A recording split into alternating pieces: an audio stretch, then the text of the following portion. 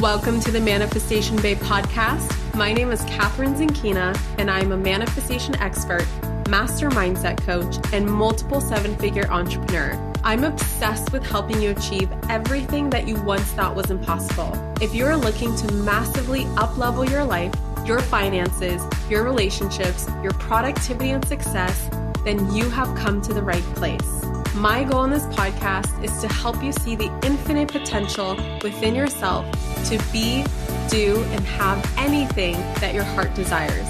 Think of this podcast as your weekly dose of mindset development to help you maximize who you are and where you're going. Leave it to me to provide you with the tools, the resources, the strategies, and teachings that you need to manifest a reality wilder than your wildest dreams. I know we're about to have so much fun together, so thank you so much for pushing play today. And now let's begin. Well, hello, gorgeous souls, and welcome back to the Manifestation Babe podcast. Today, I am featuring one of my really good friends, Henry Ammar, who I'm certain you guys are going to absolutely fall in love with. Before this whole pandemic hit us, Henry and I were originally going to sit down in person and interview each other at my place here in LA, but as life unfolded, obviously we had to do it virtually. And so we decided to, instead of actually doing the old boring interview style for this episode, Henry and I decided to record a conversation as if you're sitting with us at dinner and we just happen to have a microphone with us, because it's literally what happens with us every single time we are together. I'm like, Henry, where is this microphone? Like, this has to be a podcast episode. This has to be a podcast conversation. And so every time we're together, I'm like, okay, we got to sit down and just record a conversation. If you guys don't know who Henry is, you'll very soon hear how we met at no other place than a Tony Robbins event. Duh. Henry literally tapped me on the shoulder and said his sister has been demanding that we get a picture together. And what ended up happening is that Henry very quickly became one of mine and Brennan's best friends super fast. If there is a definition of a light worker, guys, it's Henry. He is the most uplifting light you will ever talk to. He'll make you feel like $1 million and be the very first person to call you out when you're simply not acting like one. A little bit more about Henry, just to put him into context. Henry Ammar is an international life speaker and entrepreneur who hosts the podcast Making It Happen with Henry Ammar. He's a keynote speaker and empowerment coach published in Forbes who has positively impacted people across the globe, speaking to audiences as big as 40,000 plus people at a time. In his professional career, Henry began in music and has performed on a Grammy award-winning album and traveled the world sharing the stage with legends. Henry went from creating music to creating businesses, growing his Los Angeles-based company into an international success. Following the sale of his company, Henry returned to school and graduated magna cum laude from the University of Southern California, Marshall School of Business. Upon graduating, he has put his knowledge to use by overseeing the investment and management of over $2 billion in real estate. Henry now leverages his successes in music, leadership, and coaching to bring pop culture and practical empowerment together to free the world from fear and limiting beliefs and inspire confidence. That's a mission I can get behind. Henry is an empowerment coach to pop culture celebrities and influencers. He is also the personal development director and U.S. representative to the Exit Festival, best major European music festival for the past 3 years. His most recent brainchild, MakeItHappen.Life, with the slogan, Inspiration, Fun, Repeat, was created to give the world inspiring content and empowering experiences that help people lead confident and fulfilling lives. In this incredible episode, Henry and I touch on topics like relationships, creating high vibe friendships, why keeping your heart soft will always pay off in the end, how to know it's time to make a pivot in your life or end something that's no longer serving you. Such a good topic and really, really tough to learn in the process. But once you know the signs, you know. And navigating that uncomfortable, chaotic space between letting go of something that's no longer serving you and receiving something brand new, because both of us have experienced chaos in that. And so we really wanted to talk about that. You guys, it's really juicy, so get ready. And without further ado, let's dive in. All right. So, hi, Catherine. Hi, Henry. So we decided to do this podcast episode in a whenever we have conversations, they're always like, I leave super fulfilled and super edified. So we decided we're going to record a conversation and put it on both of our podcasts. Pretty much what you just described is accurate and exactly what we're doing. And what you guys don't know about the behind the scenes is literally we just started this podcast episode and it just felt so awkward because we went from having this conversation to being like, wait, shut up. This story needs to be in the podcast. And then as soon as we're like, okay, hi, Henry, we just started laughing for like 20 minutes, like literally 20 minutes, because we're like, this is so awkward. Like, we just need to record this conversation and just like put it out there. And whatever lessons we weave through this conversation, like that's for you guys to take home. Yeah. I love it. Can we tell them how we met? Yes. So Henry and I met, by the way, the reason why Henry and I decided to do this podcast episode is because every single conversation that we have together is like, I wish that we were recording it. Yeah. And I can't tell you how many times Henry and I have sat at a restaurant or like, where have we been? I feel like it's been restaurants or cafes or like anywhere where, first of all, Henry lives in Salt Lake City. I live in Los Angeles. He used to live in LA, which we'll get into that story.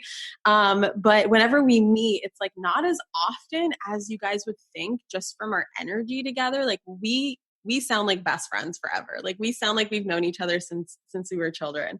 Okay. But when we meet, it's like random cafes and the stuff that we talk about, it's like you could write a personal development book off of our conversations.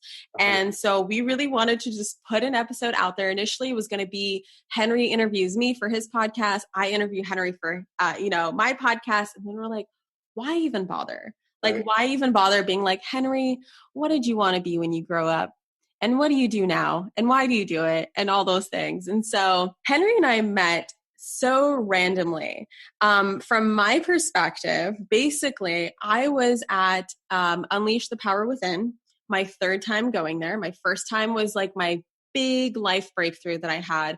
My second time going there, of course, I had to drag my husband, who was my boyfriend at the time. I got him there by showing him, what's the documentary, I Am Not Your Guru on Netflix. And he was like, wow, this Tony guy, he knows what he's talking about. I'm like, yes. He changed my life. Let's go to UPW. The next one's in November. Let's go. So we go there. He has his life entirely changed. And then the third time we decide to bring 50 people from my audience and just like anybody who wants to come, because a lot of people are very familiar with my Tony Robbins story and how he's been such a huge part of my transformation. And so after the fire walk, which is what you do on night one of Unleash the Power Within, I am like, first of all, I'm an introvert. Henry's clearly an extrovert. Brennan's an extrovert, my husband. And so like for me, after the fire walk, I'm done. A lot of people like to hang around and talk about the fire walk. And I'm like, no, I'm going to bed. At 2 a.m. Yes. Mind you, it's 2 a.m. So of course, I feel like any normal person would be like, all right, I think it's bedtime. I've been up since 8 a.m. at this event. And I'm putting on my shoes and, my feet are dirty AF. And I remember like putting my socks on, putting my shoes on, like so sleepy. And someone taps on my shoulder. And I was like, oh God, like I'm not ready for this right now. And I turn around and it's this guy I've never seen before. This guy with like super blonde hair, huge smile on his face. And he's just like, he looks so alive. He looks like he just had like 3 espresso shots and he's like ready to go for firewalk number 3, 4, 5, 6, and 7. And he was like, what did you say again? I said, my sister would kill me if I didn't say hello to you and take a picture with you for her. Exactly. So I was like, okay. And so we took a picture and then for some reason, we just ended up talking for like 30 minutes. And we just couldn't stop talking. It was so weird. I don't even remember what we talked about. I don't even remember if we even told each other at that time that we used to be neighbors without knowing that we were neighbors. I feel like that came in a future conversation, like 2 days later or a day later or the next day or whenever. But yeah, I remember going home and then like, I don't think we saw each other the next day, but on the third day, Brendan and I saw Henry in the hallway and guys, like the third day of UPW, like Tony's on stage the entire day. Nobody misses the Tony part. People are like, oh, okay, Joseph, cool. Like he's awesome, but like, let me go get a snack. When Tony's there, you're like glued to him. And I remember going to the bathroom and Brendan went to the bathroom and then Henry is going to the bathroom. We just met in the hallway and we talked for 3 hours as if we were literally, I swear we have past lives together. Like, no doubt about it. We have past lives together. And that's when we found out that we used to be neighbors, literally. It is crazy because for months, my sister was like, you have to meet Catherine. Trust me, you guys, I just feel like you guys are like, I don't know, you're so like the same, but you're not. And I was like, cool, yeah, we'll meet. Yeah, like one day we'll meet. I'm sure it's great. And then when we were speaking, we, for 6 months, lived in the same building, literally like one floor apart, 3 doors down for 6 months. And I think I saw Brendan at the gym. I don't know, like in that like loft gym area or whatever, but it is insane. And as soon as we met, it was like, it was just so incredible. It was so funny. And I remember walking before I met you, the day of the fire walk, the first day, you were walking to like Whole Foods, I think, down this bridge. And I was walking by. I was like, oh, there's that girl that my sister was talking about. And I just kept walking. And I was like, oh, maybe I'll see her later. And I am so grateful that like we connected, because honestly, it has been one of the most edifying friendships. And even though we don't see each other all the time, but when we do, like we stay till the restaurant closes, then we go to the cafe until that closes, and then we get kicked out and sit outside and keep talking until like, and I leave and we both leave on this like high energy thing. And Catherine and I just dive in. Like she does the work. Like she's the real, first of all, I know you know this if you're listening to her on your podcast, listening on mine, Catherine is the real deal, like 100%, not like this person you see on Instagram and you see in real life and they're different. Like I respect her even more in person. Like she is who she says she is. She lives what she preaches. She's always learning, always growing, positive AF as she says, and like bright as the sun, if not brighter. And like every time I'm around her, I'm not even saying this to make you feel, it's like the truth. Like if you know me, you know I will say how I feel. Like I'm totally blunt. Like I leave so fulfilled and so edified and so just feel like this loving energy and light. So I am so grateful we met. Like you're such the real deal and I love it so much. I freaking love you, first of all. Like just everything that you just said, I feel the same about you. And like you equally are the real deal. And you know, a lot of people ask me, Henry, like how, you know, I know the questions are going to come on my podcast, because me and my audience, we bounce off each other, and I gain a lot of inspiration from them about what to talk about. And I know that one thing that comes up that I can already feel this conversation diving into is, how do I create friendships like this? Like a lot of people, what I have noticed is that they really want to meet their soulmate friendships. And guys, just a side note, talking about soulmates, you could have many, many soulmates. At least this is what I believe. You can have many, many soulmates in a lifetime, and it's not necessarily, each soulmate is not necessarily your romantic partner. I have a lot of friends that feel like soulmates to me, and soulmates just means that we've known each other in past lives. We've had some sort of deep connection in a past life, and we come to this lifetime, and when we meet each other and when we see each other, we just like know. And that knowing doesn't come as like this voice being like, hey, Catherine, Henry is from a past life and you guys are going to get along in this lifetime. It's just a feeling, like the way that you describe how we leave each other feeling so light and uplifted and fulfilled and excited. And no matter how much time has gone between our meetings together, it feels like we are just continuing one conversation. There is no gap. We don't get offended if we don't text each other back. We don't get offended if we don't call each other back. If you're in LA and I'm not, or vice versa, like we just are so understanding. And it just feels like this different connection from these, a lot of these forced friendships that people try to create these friendships, but it just doesn't seem to work out. They're missing that feeling. And I know that a lot of people are constantly asking me, Catherine, how do I find my people? And I have my ideas, but I'm curious to hear what your ideas are. Like, how do you find the people who are like 100% in alignment with you and become like your soulmate friends?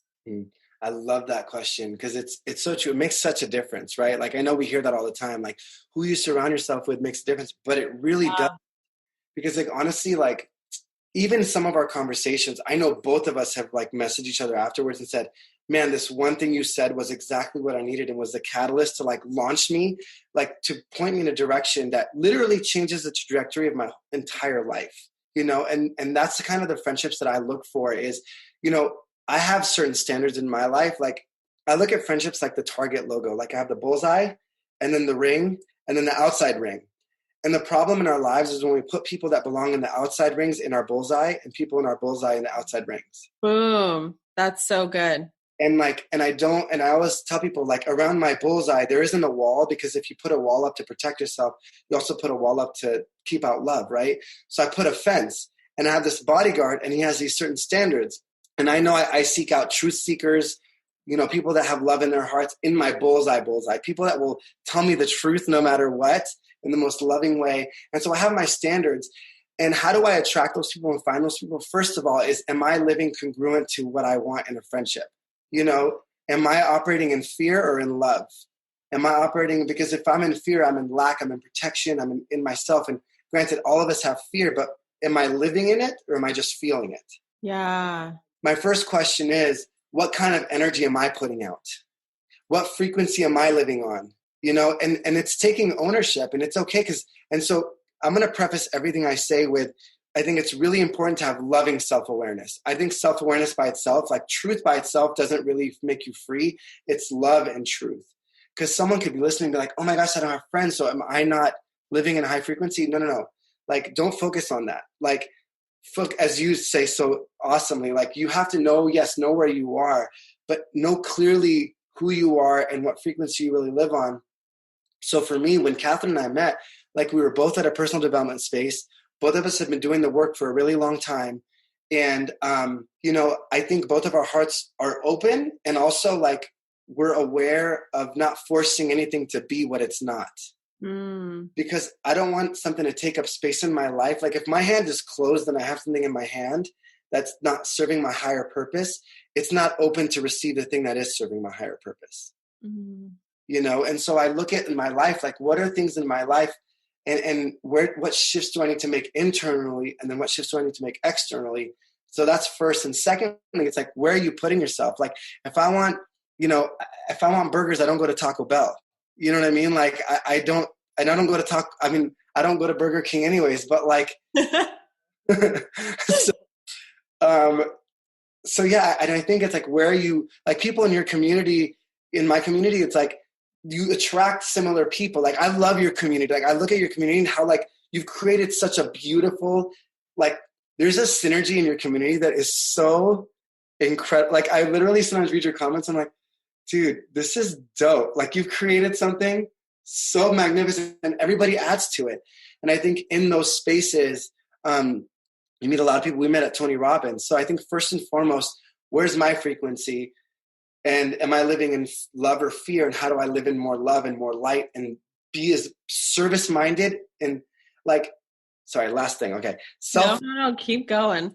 Like self-love and love for other people go together. Like I can't love you without loving myself, and I can't love myself without loving you. So a lot of times I don't want to go look for something to fill a part of me that I haven't filled myself. Right. So building a relationship with myself is crucial, because loved people love other people. Right. And so if I can build a relationship, and a relationship is that, it's you're building a relationship. So if I don't have the best self-talk or the best loving relationship, it's time to start building a real friendship with the person I spend the most time with. My God, those are such great tips. Something I wanted to add was just in addition to everything that you're saying, because I agree with everything, and that's exactly what I would have said. And I just wanted to mention, you guys, like I have had on my vision board for the last like 5 years, I would say consistently, I kept putting this picture of a bunch of like girlfriends and guy friends just laughing together. Like I just always wanted to have like a close-knit group of people, like pretty much the bullseye. Now that you're talking about this bullseye, it wasn't like a specific group of people that I wanted in my life, but I could just feel that bullseye. And that bullseye are people who make me feel so uplifted and laugh. And they're also friends that I could literally trust with anything. I could say anything to them.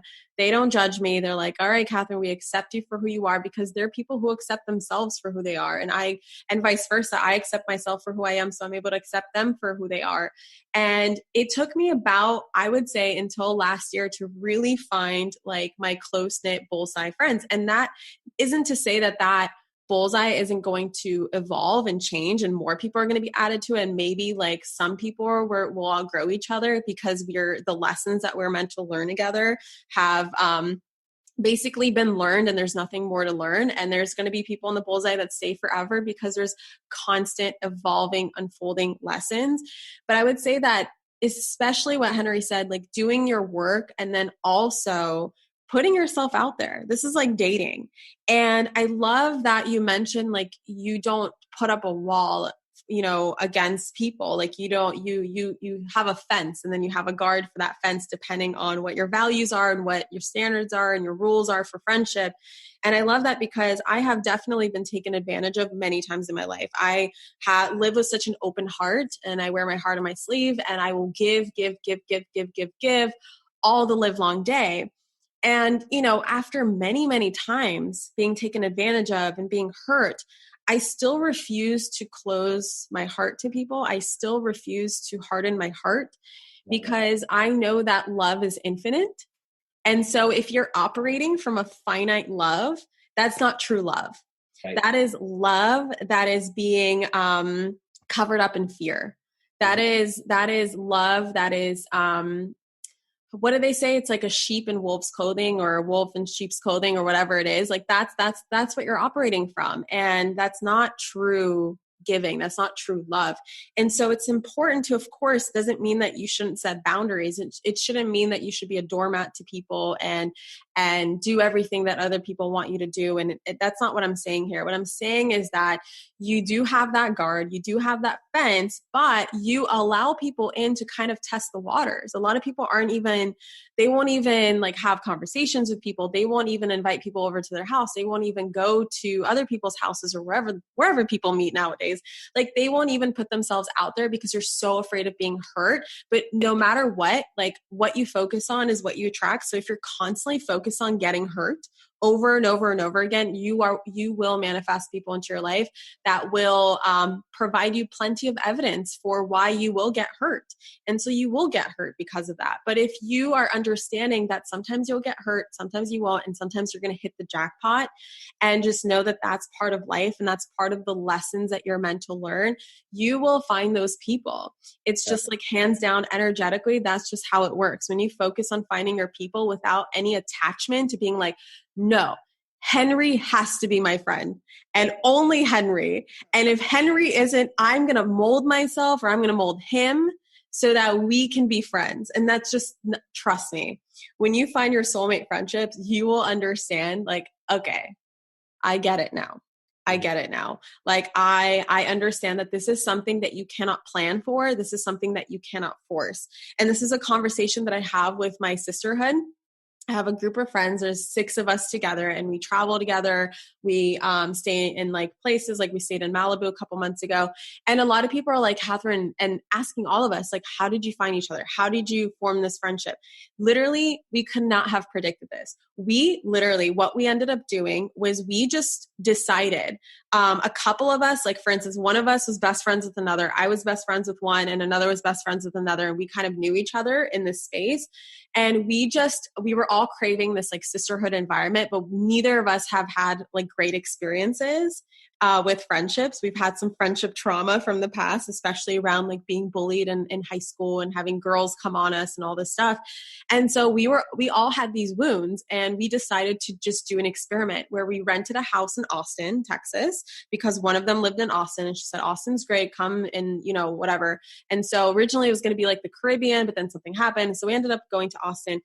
And we just tried it out. I didn't even know like half the group didn't know me. We knew of each other. And it was just like, all right, we're in this house for a week. Like, what are we going to do? And when we came out of it, it just felt so effortless. It felt so awesome. We built such a bond and a connection. And when we came out of there, we're like, let's do it again. Like, that was fun. Let's do it again. We didn't come out of it being like, and now we're tied together. We're BFFs. We have to do everything together. That's not how that worked. It was just, that was fun. Let's do it again. And so we did it again. And then we're like, okay, there's something here. And so we did it again. We went to Rhythmia together, and then we went to Malibu together. And it's just like, that's just how it works. You just have to give space for these relationships to come in. I love that. Yeah. And it's what you just said is such an example of trust. Like when you can live in a space of trust and a space of like, everything is going to come to you as you align yourself and as you live in that beautiful space, everything will come to you at the perfect time. So if you try it and it doesn't work out, you're not like, oh my gosh, it's never going to, like, you just trust that, like, okay, this is a great lesson. It's going to build me up. And I don't know who said this, but, in order to even do what we're talking about, you need to believe that it's there. Actually create it. What is that analogy of a treasure? Like, you'll never go after a treasure. There's like 5 steps to like really make sure you're willing to go after it. 1 is you need to believe it's there. 2, you need to believe that there's a way to get there. 3, you need to believe that you could take that way to get there. Like, it's possible for you to take it. And that was 3 and 4, that it's worth it. And so if it's worth it and there's a way to get there, then you're like, cool, what do I do? So my question is, some people might say, because I think there's a difference between being pleasing out of fear and pleasing out of love, like in friendships, right? Like losing yourself in a sense. And I think it's always good because you always want to exude love. Because some people might say, well, what do I do? Like, do I just put people out that are like, that may need me? Like, do I just not have those kind of friends? That's not necessarily what we're talking about. Because I think some people, because I put a quote yesterday on my Instagram that said something along the lines of like, it's time to let go of things that aren't serving your higher purpose. And a couple of people were like, well, how do you know, like, what if what's not serving your higher purpose is serving somebody else's higher purpose? And I said, if I'm not in my highest purpose, I'm not serving other people's purposes. I love that you just mentioned this. Keep going. But like, I have a story around this. Oh, I want to hear your story. Go for it. I love it. My quick story is, in terms of romantic relationships, I mean, this can apply to all relationships. And I had no idea we're going to be talking about relationships today, but let's just get into it.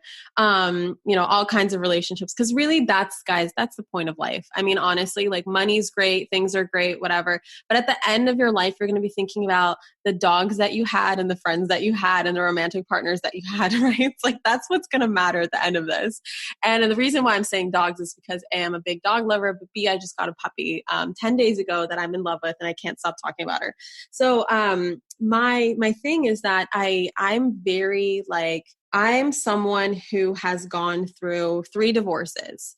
And I'm also someone who at the same time believes that marriages can last a lifetime. How I'm in this space with so much trauma around seeing so many relationships break, that's from me doing my own inner work and understanding that everything is a choice, and what someone else's choice is not my choice. And so my life is different from someone else's life, and everybody has their own choices to make in life, and what's possible for one person and what is possible for another person. But what happened to one person doesn't necessarily have to happen to another person, including like your family. And I have a lot of people being like, well, Catherine, my mom could never make that much money, so I can't either. Since when did you take on all your mom's beliefs and choices and everything? Like, you're not here destined to live her life. You get to live your own life. So that's just like a side tangent. A lot of people are like so afraid of breaking off relationships that aren't serving them. And so I had that fear similarly. And, tying in UPW into this conversation, my first UPW, that's where I had this breakthrough that the relationship that I was in, we were together for just under 6 years, almost 6 years, or was it almost 7? I don't remember, something along those lines, long relationship. And I realized that we were together just simply out of comfort. And he was like madly in love with me. And like, I pretty much broke his trust like 2 years prior to this event. He broke my trust like a year later. And so we were kind of like in a rocky relationship, but we did decide to stay together, and we knew that we were like destined to be together or whatever. But I was really suppressing the fact that we were still together past that first incident because of my guilt, and then probably because of his guilt. But I knew that he really wanted to make things work, and I couldn't stop. Like, it was like a very unconscious, like daydreaming about what if there's someone else out there for me? What if there are other people? And just in that daydreaming alone, like that really rose to the surface at Tony Robbins, where I realized that we're together out of comfort, and we're together because I feel guilty. And so I broke off the relationship, and it was like the hardest thing I've ever done. But a week later, I manifested Brennan into my life, who is my husband today. And I literally cannot like imagine life without him. He is totally my soulmate, my romantic soulmate. And it's just been really awesome. not the easiest relationship, but the most fulfilling relationship I've ever had. And we have endless lessons for each other. Like this is bullseye for life. But anyway, I have a lot of people, when people ask me for advice, like what if they feel like the relationship isn't for them, but they're afraid of hurting the other person? When I offer my tips and advice for people, a lot of people get offended being like, Catherine, why are you encouraging people to end the relationship? That's so like bad. And first of all, if you're already thinking about your escape, Tony Robbins literally said, you're either in a relationship or you're planning your escape. Like you're either happy in the relationship or you're planning your escape. And when he said that, that's when it triggered everything to come up to the surface and being like, am I planning my escape? And so just if one person is unhappy and the other person is happy, a lot of people think that this person, the unhappy person, needs to be with the happy person because you are serving their greater purpose, right? Exactly what you just said. However, even if this person doesn't know that this person is unhappy, unconsciously, everything is felt. Their soul fucking knows. Their ego might deny it. Their brain might deny it, but their soul knows.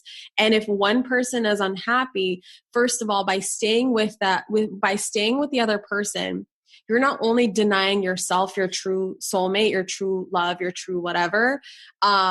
Maybe you want to be single for a year. Who knows? Who cares? Like whatever is true for you, you're denying yourself that, but also you are denying the other person from finding who is right for them, because clearly if you're unhappy, you're not right for them.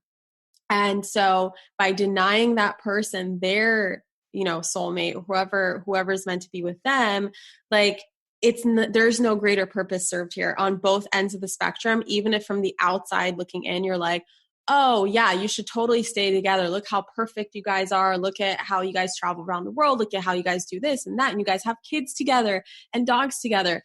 Like, no, who cares? Right? Because in order to serve the greater purpose, both of you need to be fulfilled and both of you need to be committed to growth and both of you need to be, happy in the relationship. And so that's exactly what unfolded for me in that relationship, is that I got to find my soulmate. And then, I would say I met Brennan like a week after, which is so crazy fast, but like, that's what happens when your best friend forces you to go on Tinder just for shits and giggles. And you swipe right on this guy who you barely know what he even looks like. You barely even know. He had the worst pictures. He had the kinds of pictures that a guy would show another guy to make him look cool. Like, you know what I mean? Like, there's like pictures of him like running in rugby with like a mouth guard in his mouth. There's another picture of him like cooking some like big elaborate piece of steak or something. And I'm just like, okay, like cool. But my intuition knew to swipe right on him. And so that like was crazy. It's like, I finally created space for something amazing to come into my life. And then he ended up finding his now wife, who is pregnant right now. She's about to deliver a baby in like 2 months. And so he was able to find his wife and his happy family, whatever. And now we're both happy. Right. And so there is no right or wrong. I always like to tell people what is serving you and what is not serving you, what is empowering you and what is not empowering you. And that's how you need to look at life, is not judging what's wrong, what's right. What is Sally going to think? What is Bob going to think? Oh my God, are my parents going to disown me? Oh my God, what are my children going to think? Whatever runs through your mind. Like, most people are really worried about strangers on the internet. And so like, what is this at handle going to think of me? Right. Some random person on Instagram. It's not about that, guys. At the end of your life, you're not going to be worried about what this Instagram handle or what Sally thought of you at when you were 27 years old. It's just going to be like what you decided on and chose for your own life, because it's your own fucking life that we're talking about here. I love that. What two things you said that like really kind of spawned some thoughts in my head was one, when you said, first of all, going back to the beliefs and the family relationships that we've dealt with before, like we don't have to take on, the fact is we're free to like live our own lives. And the second thing to add to that, really cool, is just because you lived a certain way in the past doesn't mean you have to live that way in the future unless you choose to live that way. Like every moment's another chance to reset. Every freaking moment right now, if you wanted to, you're like, I'm not really happy in this space. Reset.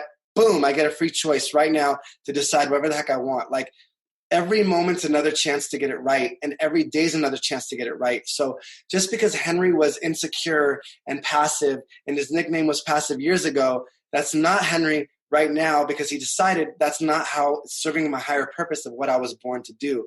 So there's power in that choice. The power of choice is one of the greatest gifts we have, and we give it away so easily to fear, to what people think, to my comfort zone, to this and to that, when choice is the most beautiful thing. And right now, everybody listening or watching or whatever you're doing is you have this beautiful choice right now. You could decide, you know what? This is how I'm gonna live my life, and everything changes. I cannot imagine you passive, first of all. So like you've told me these stories of like first of all, I think we're so subconsciously linked right now because I will get a topic in my head of being like, oh my God, I need to ask that. I need to ask Henry that. And then you'll start leading yourself into it. And I'm just like, wow, we're just like leading each other into what we want to talk about. This is so freaking cool. I love that you mentioned that like you can pivot at any point in time. And I know that, privately before this, we had a conversation around like some of my pivots and some things that I'm feeling and how I'm kind of in between things right now, where I know that I've reached a certain level of mastery at the level that I'm currently at. I haven't yet hopped up to the next level. It's like I'm right in between, and I'm just like so bored of this level and so tired of this level. And so like, whatever, been there, done that. And then this level is like so exciting, but I don't know what that level looks like. And so I'm excited by the unknown. And you have had, and you've shared these stories. I remember specifically sitting at this Greek restaurant in North Hollywood that had the bombest salads ever. You and I were just sitting there for 4 hours eating these salads and then talking about, and I just actually learned like your life story, and your life story was so inspiring for me. And it really went to show me how at any moment in time you can pivot.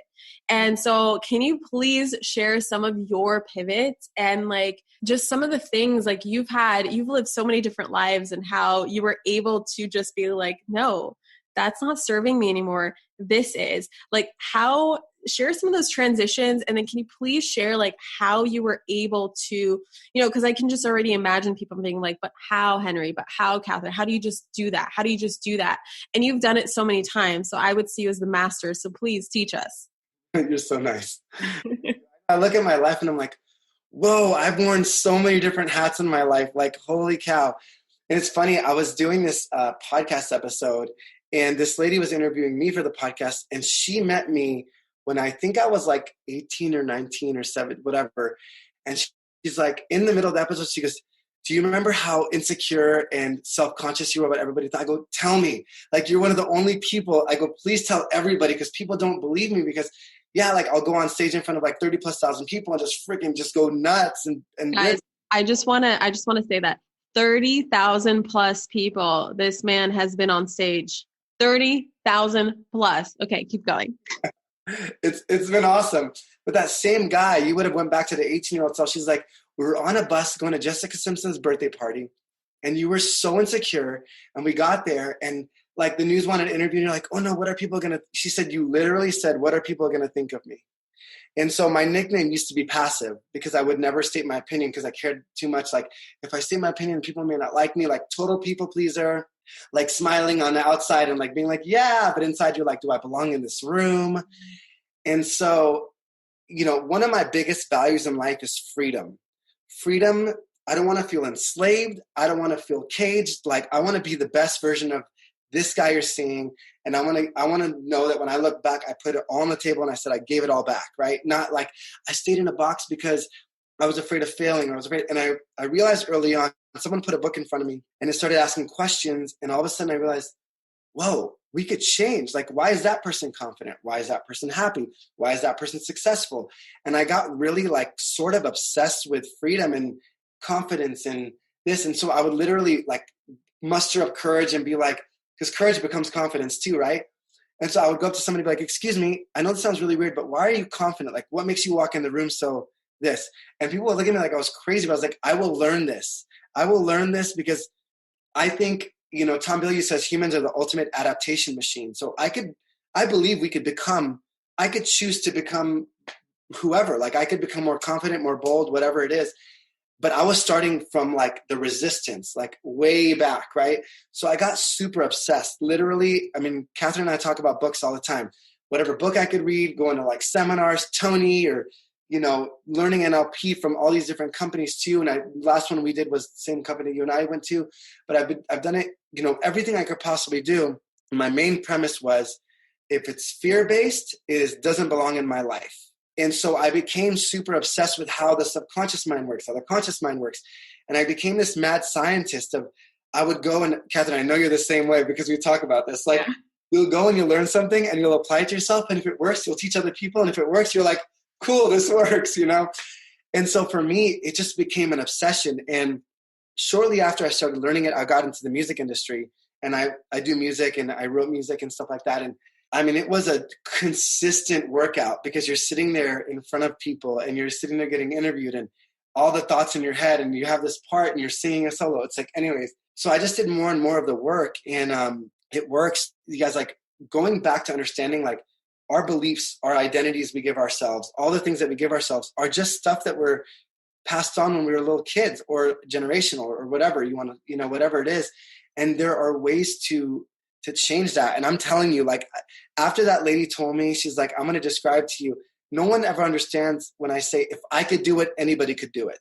Because I truly believe that. Like, I know how I used to feel. I know how caged I felt. And I know now when I get in my zone, it's like, oh man, we're about to tear this thing up, you know, in the most loving way. And I'll say this, I think it's a couple of things. And you mentioned this earlier, and I think it ties into the relationship thing you said.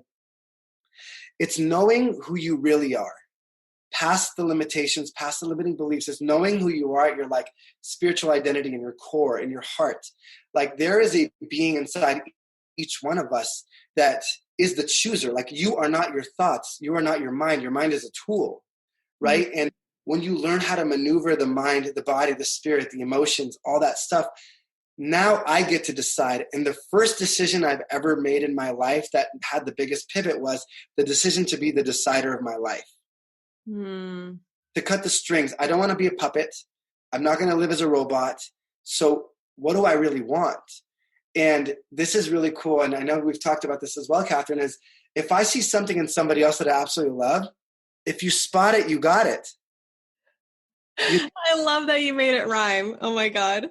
The musician in me. Like, I remember seeing someone speak with so much confidence on stage. I was like, oh my gosh, how cool would that be? And then you sit there and I mean, I'm really grateful. It's my gift now, like, to get up on stage and just freaking, like, boom. And it's like so awesome and shifts and stuff. And so for me, but I spotted that because I had it inside of me. So if you're watching Catherine or anybody else and you're like, man, like, it's so cool how Catherine, your story is freaking awesome too. How she went from being on her grandma's couch and, like, feeling like this to creating a company and serving so many people and helping so many people create a life they love and a life that's expansive and a life that they give back. Like, it's like this ripple effect. If you see that in her and you love it, that's because that's in you as well. So it takes doing the work and going back to what you said in relationships. I think the beautiful part about it is how you said, Brennan and I have so many lessons to learn from each other. And I think there's an energetic understanding of, like, there's so much love between each other, and love is a foundation, not fear. And for me in my life, like, if I'm in a relationship and I understand it's fear-based, I need to ask myself, have we done all the work? Do I really, like, if I leave this, and not all the work, sorry, because people will stay in it for the rest of their life saying, oh, it's me, I have work to do. Right. But being really honest with yourself, like, I was in a really long relationship, and I remember looking at her, and I was leading a meditation in Bali. And literally, as I'm leading this meditation, you know, and we got to talk about this because this is going to be good, but, like, you know, spirit or intuition, if you want to call it, said, the world is ready to hear your message. You need to go home and clean up your house. And I was like, and then I realized that almost doesn't count. Almost truth is still not truth. Almost joy is still not joy. Almost fulfillment is still not fulfillment. So what is my almost? What am I tolerating?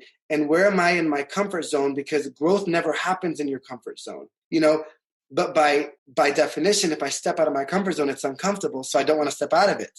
Mm-hmm. But where the beauty is, that's where the magic is. And I look at Catherine, I look at you and I'm like, you're constantly, like, stepping out of your comfort zone and challenging yourself. Like, I don't go to the gym and get pissed off at the weights because they're like resisting and my muscles are getting bigger. That's life. Like, resistance happens, you know, and I divert from my conversation, but, like, there is so much beauty in understanding that, like, as Catherine said, we have this choice. And right now you could decide, this is how I'm showing up. This is who I really am. This is, in my life, I can hit a reset and, I could live out my purpose, because I did a music video for my song called Tomorrow, where I was made into an old man, like this makeup artist made me an old man. And I got really into character, and it was really weird because for a second I'm sitting on a rocking chair with Chelsea Hightower and she's dressed as an old woman. And I'm sitting there and I didn't know the cameras were rolling, but I'm still talking to her like this. And I'm like, baby, in our life, this is what we did. And I really got into the character, and I was like, holy cow, one day I will be sitting when I'm older, if I make it that long, on a rocking chair, if they even have them. And well, what am I really going to say I did with my life? Like, what am I really going to say? What do I want to say I did with my life?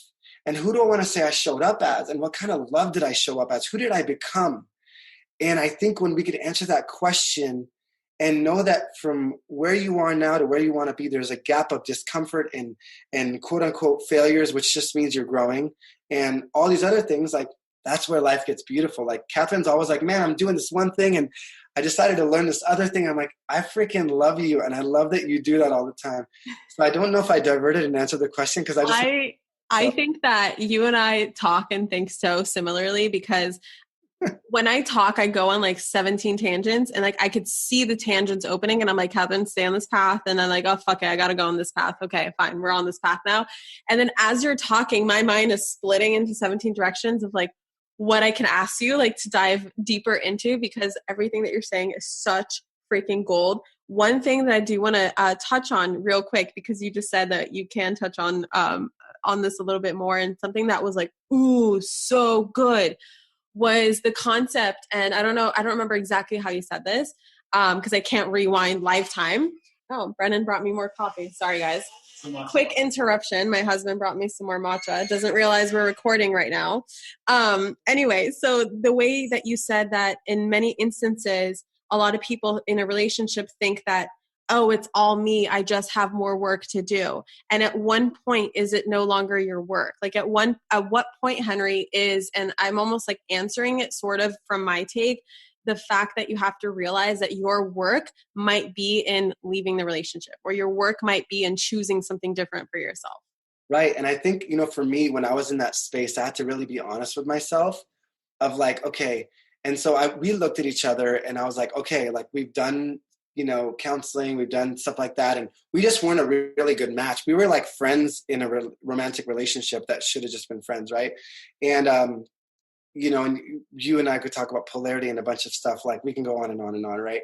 And how fear goes into relationships. And I said, you know what? I just want to have my conscience clear of like, I'm going to set, okay, we're going to do this thing for this much time. We're both going to dive in. Are you willing to do the work with me?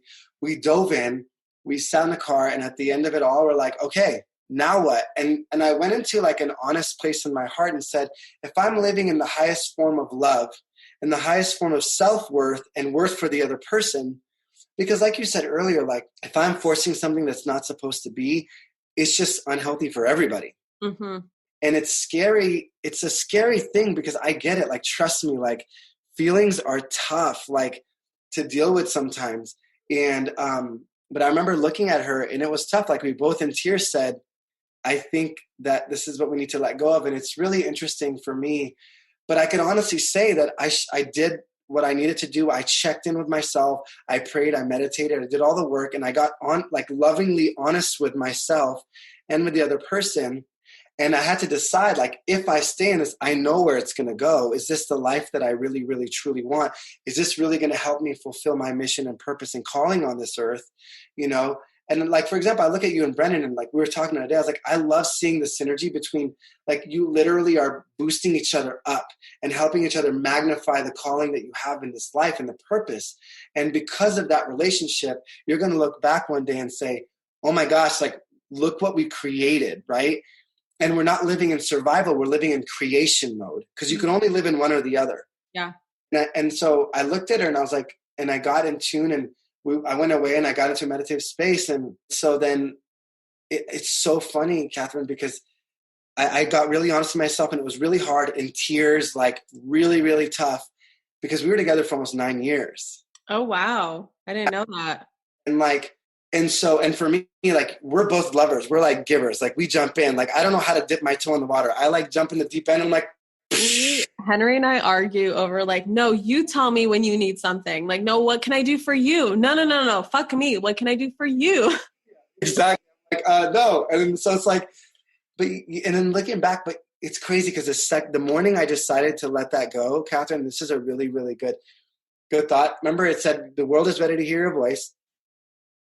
And then I got honest with myself. I gave myself the work that I felt what do I honestly want to say? I did my part, realized it wasn't. The day I let it go, I had paused my podcast. I paused launching my podcast. I got a call from my really good friend who's a huge musician, massive, right? Billions and billions of streams and views and stuff. Henry, okay, literally that morning decide we're not going to stay in it. That afternoon I get a call, Henry, what are you doing? I want you to come meet with my management. 2 weeks later, relaunch my podcast. And all of a sudden, I don't know what the heck happened energetically, but it launches. The music festival calls me. Hey, Henry, we want you to come to our music festival. I end up speaking. I wasn't even planning on speaking there. That was my first time I spoke there. I've spoken there 3 times in front of 30,000+ people and perform. They're like, we want you to speak in front of between Martin Garrix and David Guetta. I'm like, I freaking love those guys.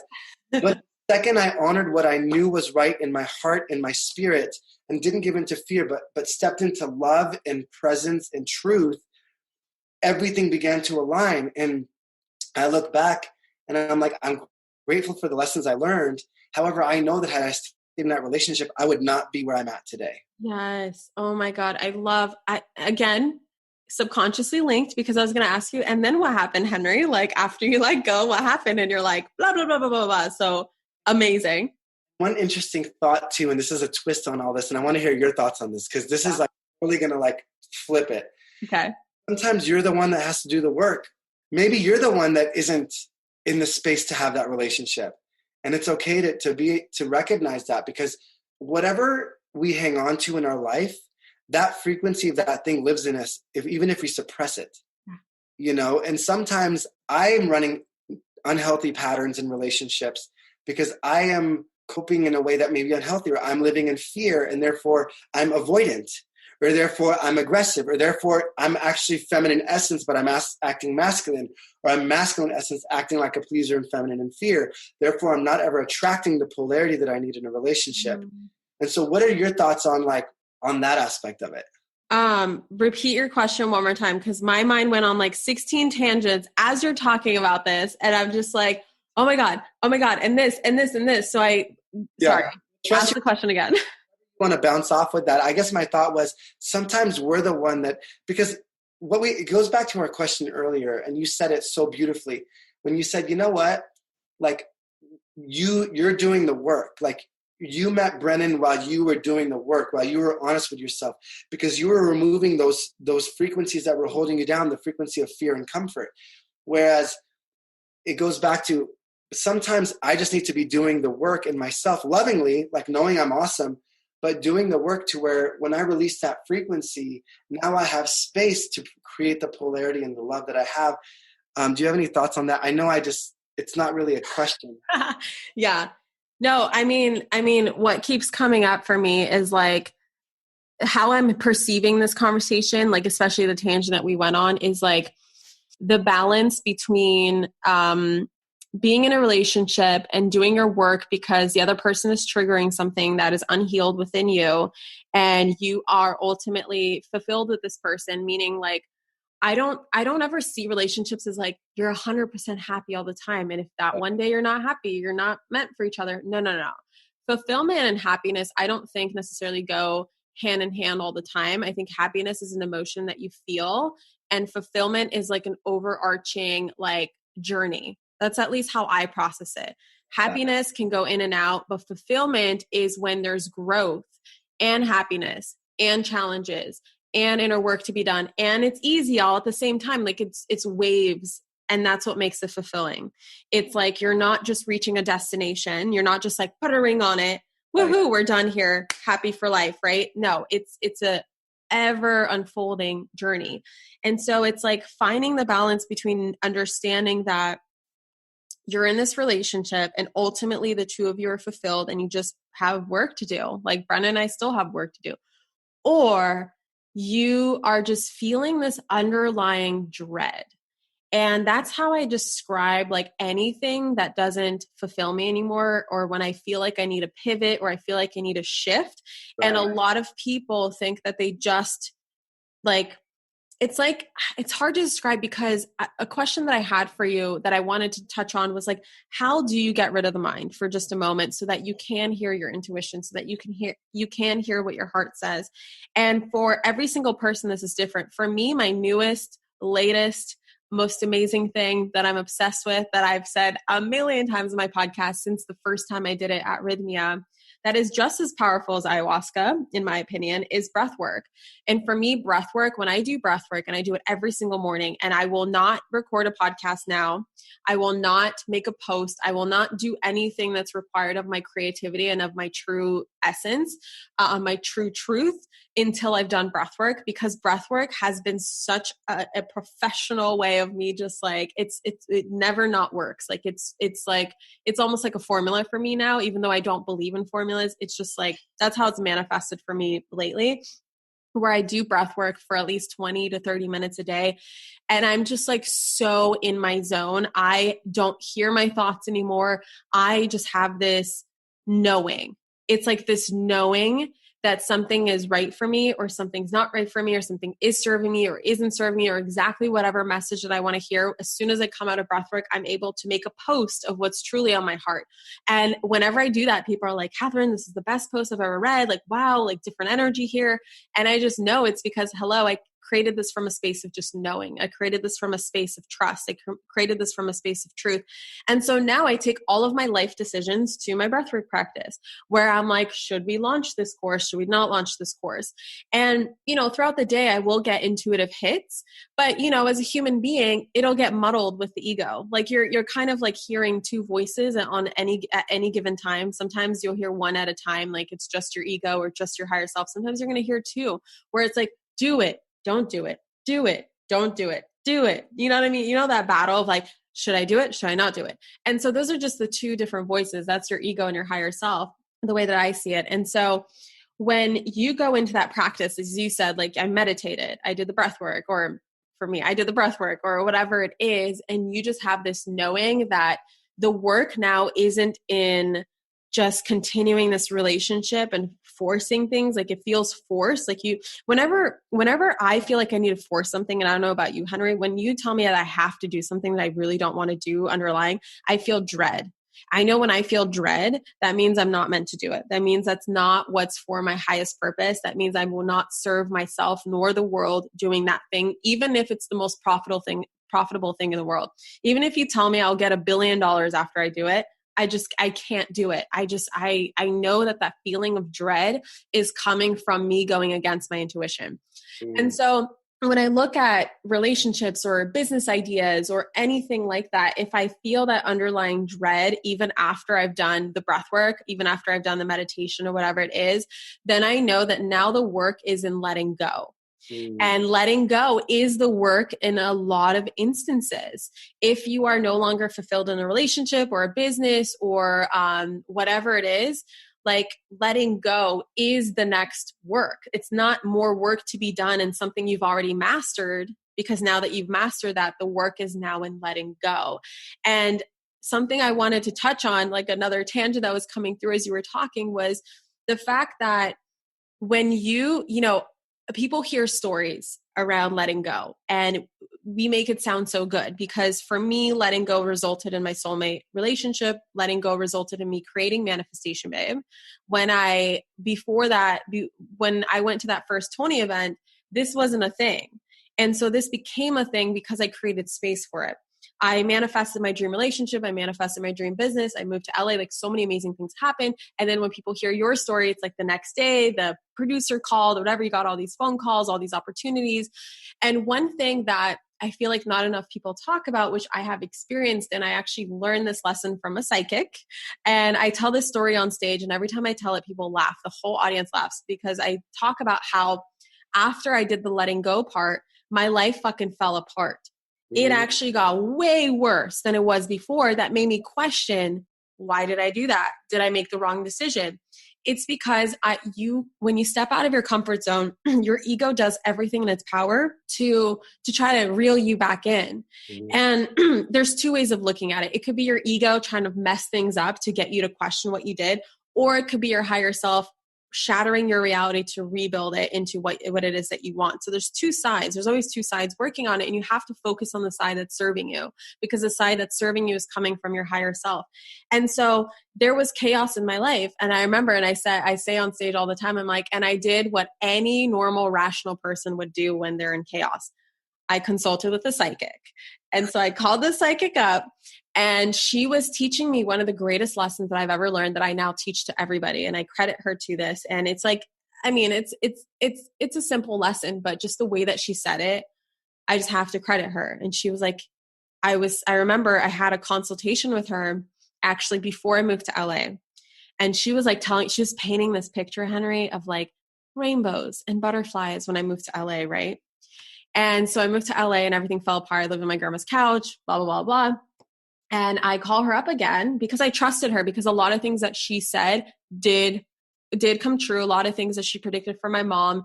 And that's a whole nother side story around how psychics work. But I definitely do believe that people are connected. They cannot predict your future for fact, because your future can always change. But if you like what a psychic is telling you and you continue down the path, it will most likely manifest. And so a lot of things that she said manifest. And I was like, okay, I trust her, but I really need to call her up and be like, what the hell happened? Hello, my life is like in shambles, like chaos, like what is going on? And she said this. She said, but Catherine, don't you know that chaos always means that you're on the right path? Because you cannot build a new reality unless you shatter the old one first.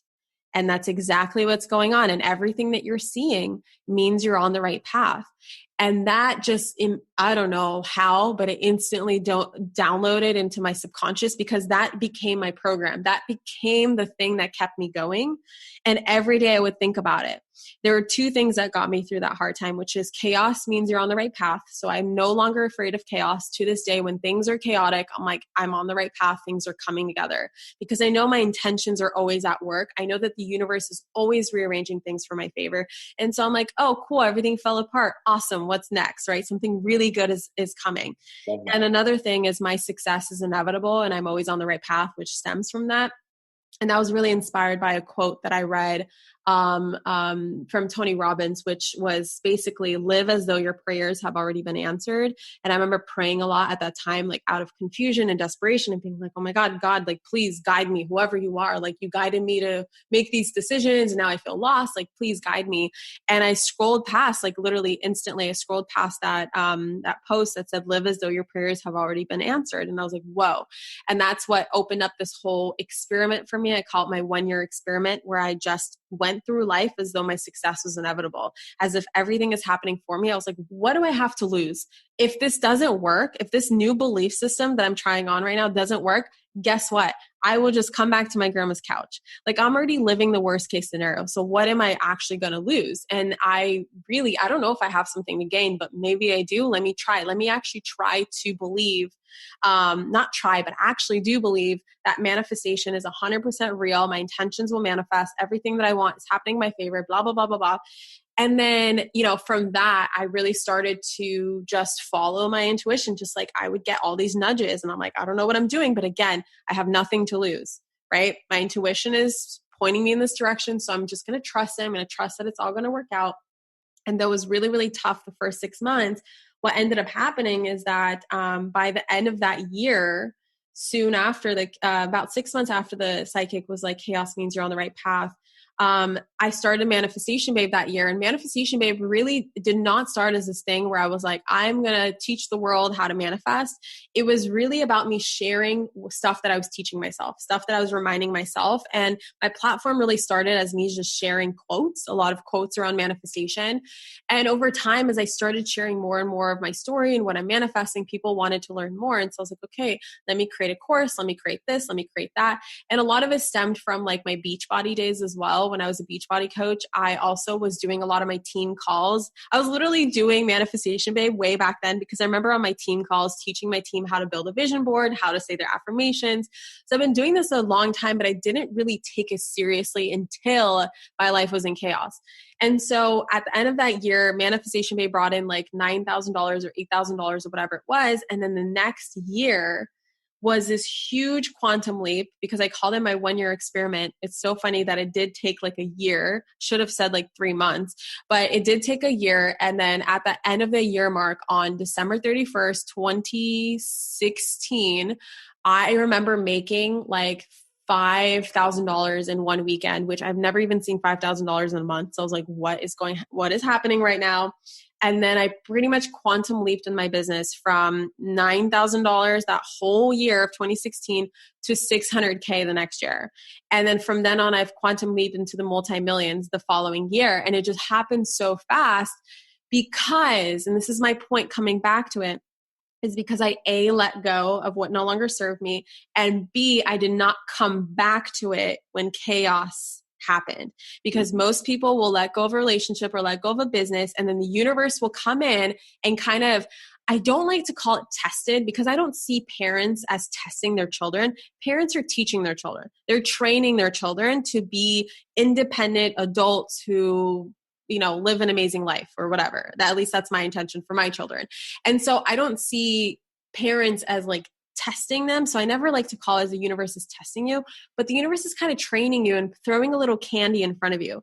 And I see a lot of people who will leave a relationship and then that person will buy them like flowers and like do this grandiose, like, I'm so sorry, or like, let's try again. And then they'll, the other person will be like, wow, they're so amazing. Like maybe I should give it another chance, even though they know already within their heart that it's not right for them. Or like, for instance, quitting your job to pursue your dream business. When you quit your job, your boss is going to come back to you and offer you a juicy raise that's going to make it look really good, right? So they're going to make it look amazing. Everything you've ever wanted in that job, they're going to offer to you. Yes. But if you come back, you're not going to learn the lesson. If you come back, nothing's actually going to change. So you really have to let go and completely cut the ties. Allow it to be hard in the beginning. And I'm not saying that it's going to be hard in the beginning all the time. I know there's plenty of instances for you and for me also where we've let go of something and literally the next day it's like, boom, amazingness. And so it's just being prepared for the fact that there could be chaos and knowing that no matter what, you have to stay on the path. You have to. Like if you do not, you guys, you're not going to get the juicy, juicy, juicy gold at the end of the rainbow that totally exists. Every single intention that you have for your life totally exists at the end, but you have to make it to the end. You have to walk through this dark forest to make it to the end. Hey, freaking man. And the congregation said, amen. It reminds me of that quote. The same feeling you make the commitment in is not going to be there when it's required to keep that commitment. Oh my God, that's so good.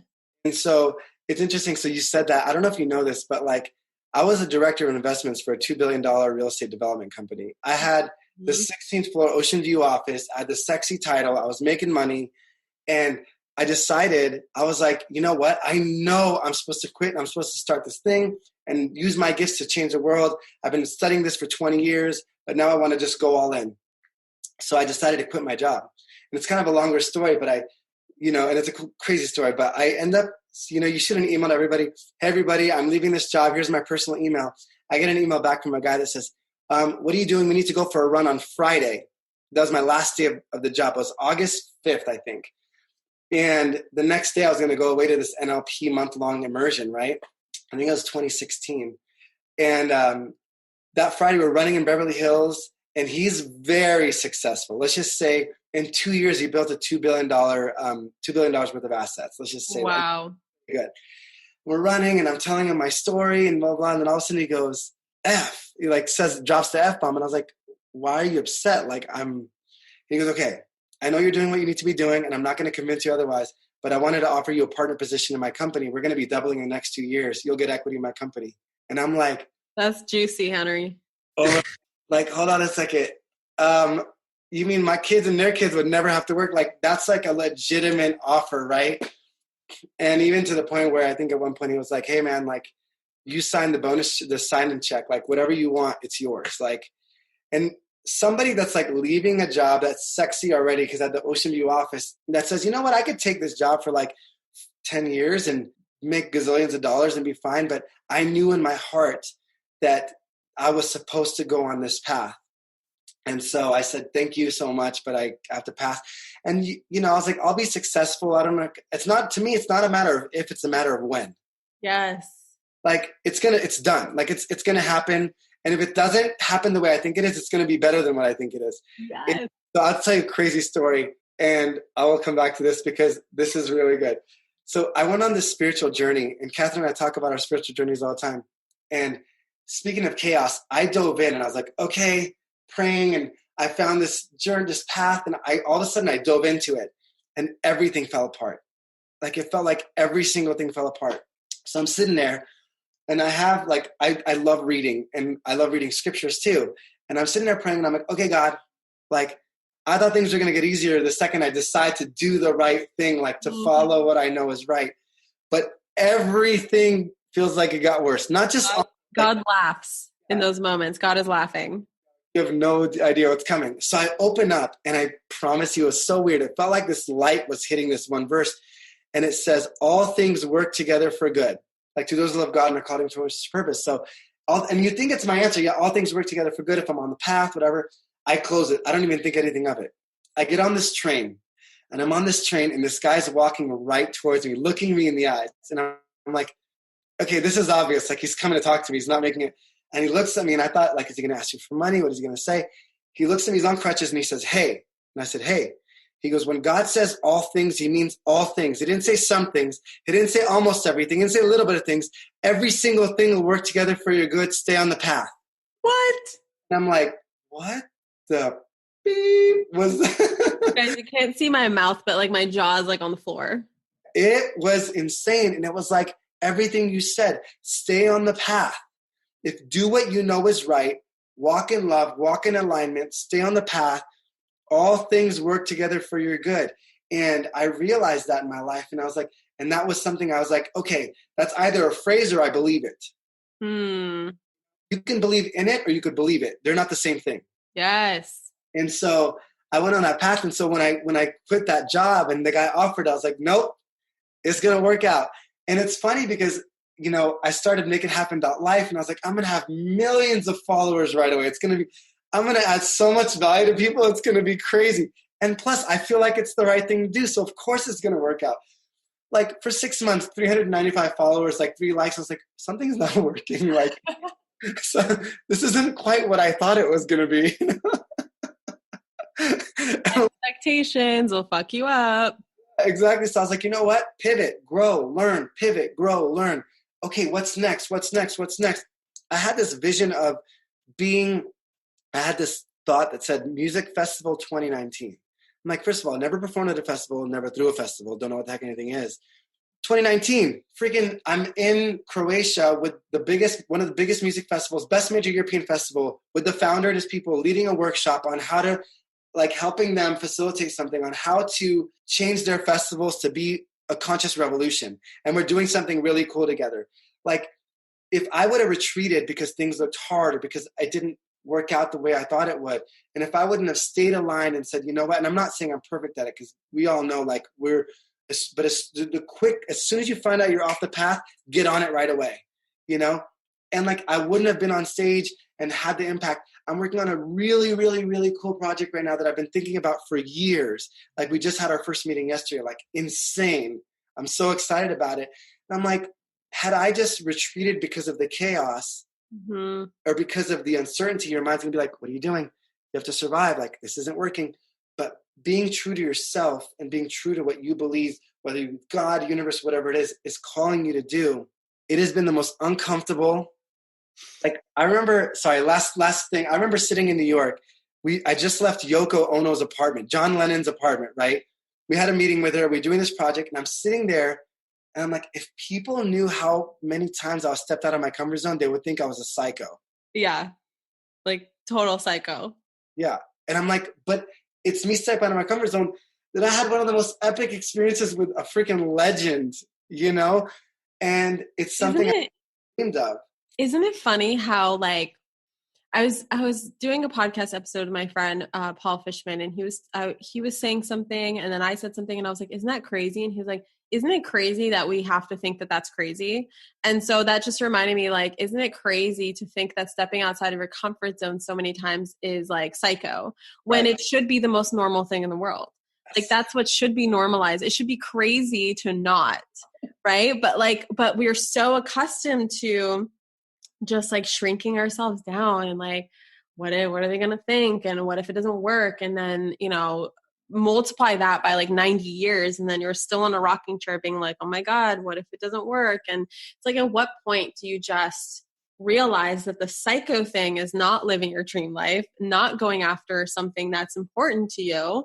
And dream life, guys, looks so different for all of us. For some of us, it's raising a family.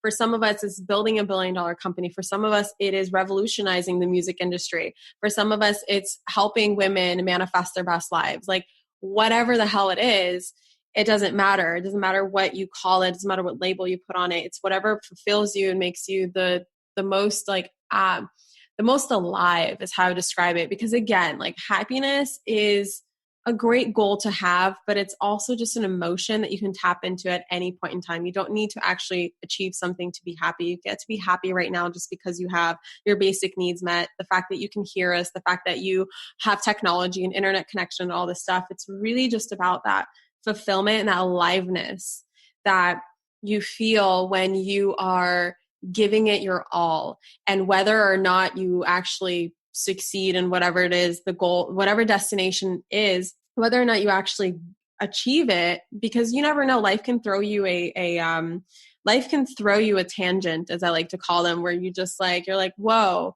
actually I want to explore this for like a couple years. And then you find yourself coming back to the original path. Like it doesn't matter what it looks like, but in that pursuit of the destination, that's where all of that aliveness comes from. But you cannot pursue it unless you walk towards it. And I think the biggest mistake that people make is that they wait for the universe to do its part before they do their part.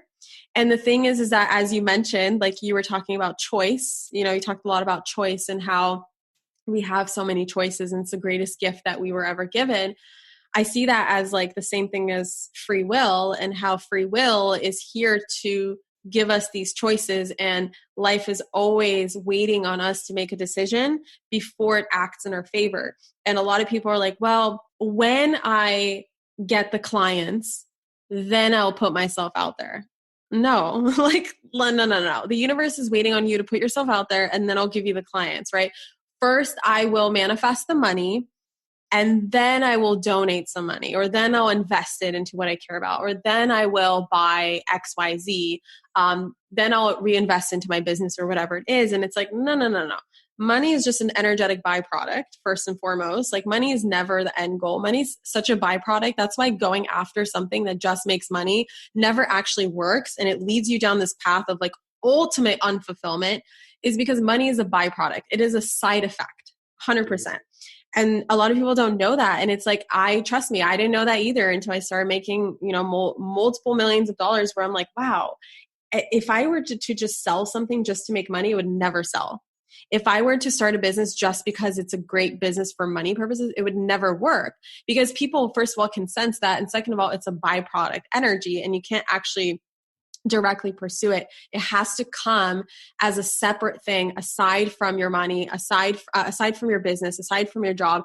Money doesn't come from other people. Money doesn't come from you. It comes from source, and nothing can ever get in the way of your connection with source. And source will always reward you for you following your path.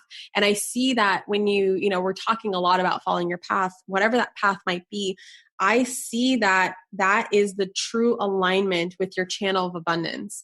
And the way I see it is like, as long as I'm following this path, wherever it's taking me, knowing that I'm going to XYZ destination that truly fulfills me, I'm aligning myself with that abundance, and abundance is going to flow.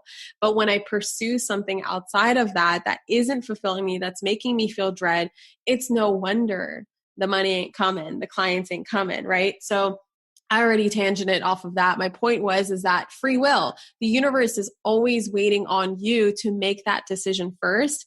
And then it'll gather all your spirit guides, all your angels, all your ancestors will come together and be like, here you go. Here's the next step. I love it. You know, one thing I love, I freaking love you, first of all. Like every time you talk, I'm like, hey, I'm like, Dude, same with you. I love this because everybody listening or watching, please take this in. The reason why Catherine says these things and I say these things is because you specifically have a purpose, a mission, talents, experiences, strengths that the world needs. They need you in your most authentic, highest self. And you need you in your most authentic, highest self. Your family, if you have kids or whatever that looks like, you will do us all a favor by stepping into that. And we completely believe in you in whatever it is, because it's just the law. It's just how things work. And the very fact that you're listening to this is no coincidence. It's no coincidence at all that you're ready. It's time for you to step into that, to step into and choose and use your free will, as Catherine just said, to say, you know what? What does that look like? And how do I create it right now? And expecting the resistance, expecting the chaos, and saying, please, quote unquote, shatter it so you can put it back together in the most perfect way possible. And just know that your spirit, your core can never really be shattered. It's all the things that don't even serve you above anyway. So we just send so much belief and love to you listening, because it's not a coincidence. And just like it's not a coincidence that we're sitting here on this day having this call at this moment, you know, and I'm just so grateful to hear and to see you living out your purpose, because we talk about this all the time and there's a constant expansion with you, constant. And I love that. Every time I see you energetically, I'm like even today, I was like, whoa, I don't know what it is, but I like it, you know? And of course he starts out with like, I'm having this really cool thing of experience in life where I'm growing and blah, blah, blah. And I'm like, of course. But the more she's expanded who she is, she's living out her mission. And I see people's lives being completely changed, including mine, you know? And I think there's beauty in that. And just know that like where you are now doesn't mean that's where you're always going to be, but love the freaking heck out of yourself where you are and get really excited about where you're going. And we say it with so much belief and certainty, because both of us have worked with so many people and have seen it over and over and over again. At some point you cannot deny the pattern. Like at some point you can't unsee it anymore. And I thank you for everything, all the amazing things that you've said to me. I just want to honor you and just share how grateful I am for our friendship and how you are such, like I could see how someone could easily get triggered by you and be like, oh, well, like just because you are so radiant that you shine a light on people's shadows. And you force people to grow and you force people to expand because you are so expansive that in your presence, in your energy, you cannot help but look at all the places in your life where you need to grow and then see what is possible for you. Because that's what, when I see you, it's like you're constantly showing people what's possible for them. And I think that's like the greatest gift the greatest ripple effect that we could ever give to other people is not like, I'm the guru, listen to me, I'm on stage, I'm on a pedestal. No. It's you are reflecting that light back on them and being like, no. Look at you, right? Look at how amazing you are. And I feel like we do that for each other, which is why these conversations, we could talk for like 16 hours. Really? And in the beginning of this conversation before we recorded, I was like, Henry, with all the things changing in the world and all the things that I'm learning about kind of like behind the scenes of like certain industries and just being like, you've always told me that your mission is to like completely revolutionize and bring consciousness into the music industry. And your music is awesome, by the way. You guys need to check it out. You're on Spotify, right? Because I believe I listened to you on Spotify. Huh? Song coming out May 1st. I'm so excited about. Amazing, guys. Henry Ammar, Ammar is how you can find him. And did I spell that right? Yeah, you did. Okay, thank God. I was like, wait a second. I gotta think about that for just a moment.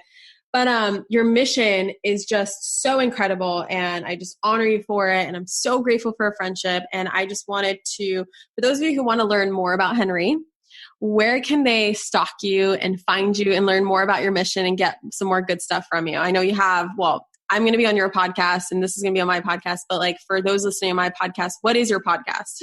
My podcast is called Making It Happen with Henry Ammar. Amazing. I want to hear all of your stuff. So you can just follow me at Henry Ammar, Ammar on Instagram or, any of those things. So, but yeah, I'm so grateful. Can you tell everybody that's listening from my end where they could be blessed to find you? Hold on.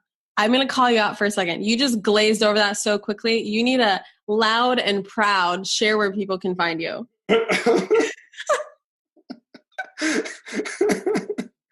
I love you. That's what friends do. Yeah, I love it. So it's at Henry Ammar, HenryAmmar on Instagram, or Henry.Ammar on Facebook. Those are my two primary things, or my podcast is Making It Happen, or you could find me on Spotify or Apple Music or your local music place. Yes. Perfect. Okay. So I'm going to link that all in my show notes. Okay, yeah. And then where you can find me is I am at Manifestation Babe on the Instagrams. I am manifestationbabe.com. That's really like my hub. Like you can find my Instagram, everything from there. But I love to hang out on Instagram, and I also love hanging out on my podcast. My podcast is called the Manifestation Babe Podcast. I keep it very, very simple, as does Henry. And yeah, come find us, come chat with us. And if you guys resonated with this podcast episode, and if there's anything that stuck out to you, any takeaways, breakthroughs that you had, I'm sure there's plenty because I was getting breakthroughs through talking with you. Take a screenshot and tag both of us. Please let us know so that we can create more magic together. I love that. Thank you so much for this awesome morning. Thank you. Mwah. Bye. Bye, guys. Thank you so much for tuning into today's episode. If you absolutely loved what you heard today, be sure to share it with me by leaving a review on iTunes so that I can keep the good stuff coming your way. If you aren't already following me on social media, come soak up the extra inspiration on Instagram by following at Manifestation Babe or visiting my website at manifestationbabe.com. I love and adore you so much and can't wait to connect with you in the next episode. In the meantime, go out there and manifest some magic.